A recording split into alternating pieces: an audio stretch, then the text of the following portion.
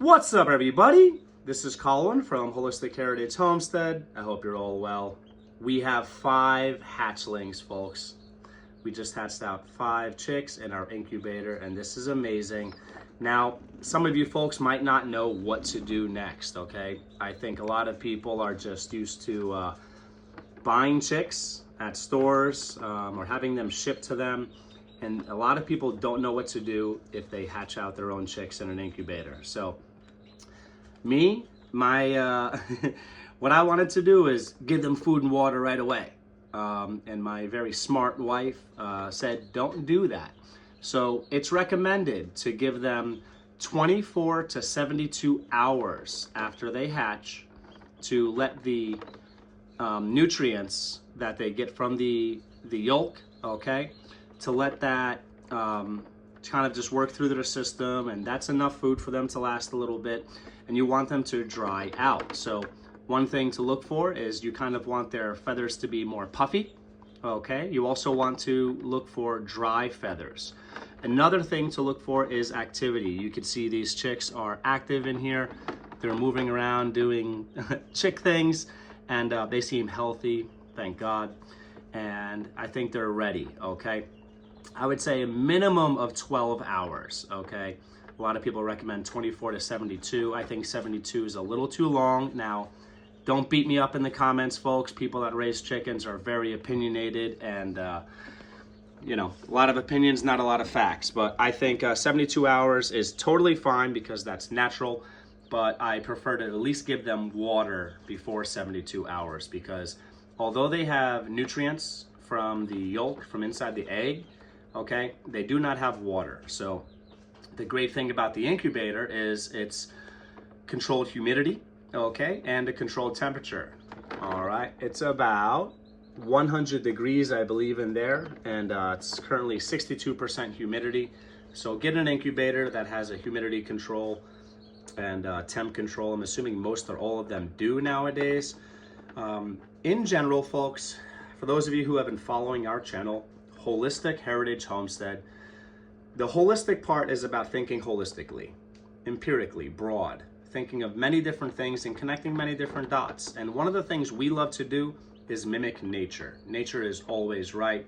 God designed nature, and we're supposed to work with nature, not against it. So naturally, for those of you who have hatched out your own chicks with chickens, okay, with hens, you might know what I'm about to say.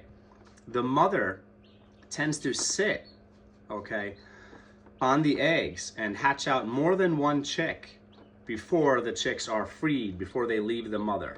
The mother provides heat, warmth, okay? And the mother also, being under them, controls humidity, much like this incubator. So mimic nature, all right? If they hatch naturally, they would probably stay near their mother hen for at least a little bit of time. So I know you might get excited, you might be worried, a combination thereof, and you might want to just take them out of the incubator right away. Curb your enthusiasm, use some self-control, leave them in there minimum of 12 hours. Like I mentioned before, recommended 24 to 72 hours. But once you see those dry, fluffy feathers and they seem active, I think it's time to get them into the brooder. All right, so how do you prepare your brooder? This is how you prepare your brooder, okay? Get a clean box. Make sure you're keeping it clean, folks. No toxins, okay, or limited toxins. So clean box, and then put some pine shavings down. You could also use some leaves. However, leaves might contain some unwanted microbiology, so I recommend pine shavings to start, okay? And all they need is food and water and a heat source. Now, I have a heat lamp here, all right?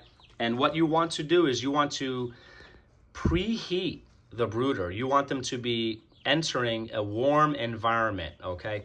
Do not just put them in a brooder and then turn the heat on, because, folks, one of the most important things to remember when it comes to taking care of newly hatched chicks is body temperature. And there's 2 ways that you can make sure that they are warm enough. 1, thermogenic, okay? The food is, when they eat the food, it's going to heat up their bodies. And 2, an outside heat source, such as a heat plate or a light like this. So the most important thing is water right away. Again, because they already have nutrients. They've already had nutrients rather from the inside of the egg, and that lasts them up to 72 hours, maybe even more, okay?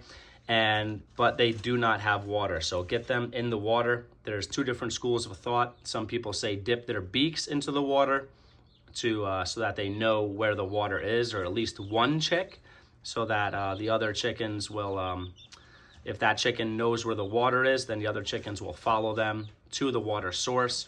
And some people do not do that. They frown upon that.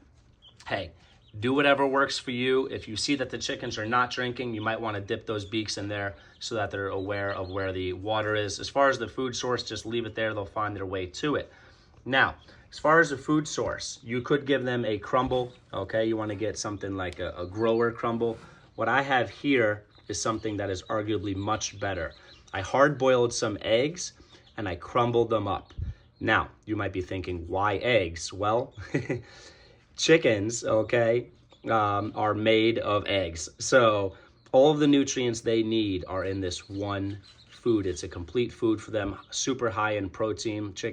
Eggs are predominantly protein, lots of healthy fats, lots of vitamins, lots of minerals. This is a superfood. And much like human babies, okay, breast milk is ideal. That is definitely the way to go.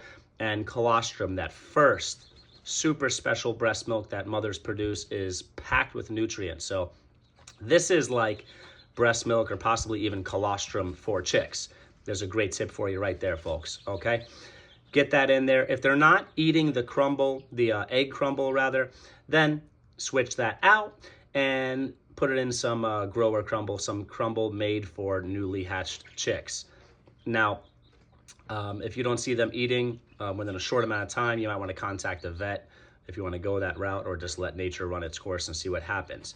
If you noticed, the containers we have in here are clean glass jars, okay? No plastic, especially, okay, plastic is horrible in general, folks. Microplastics are garbage. They also leach horrible toxins, endocrine disruptors, and different things. So go with glass and go with stainless steel whenever you can. Now,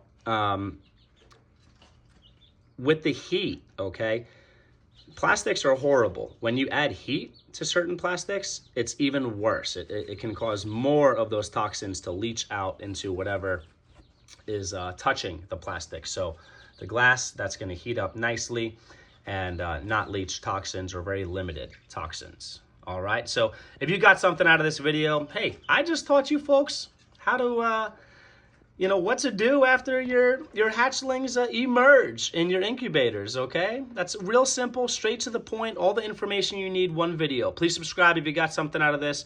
Get involved in the comments below. Let me know if I forgot something, if I missed something.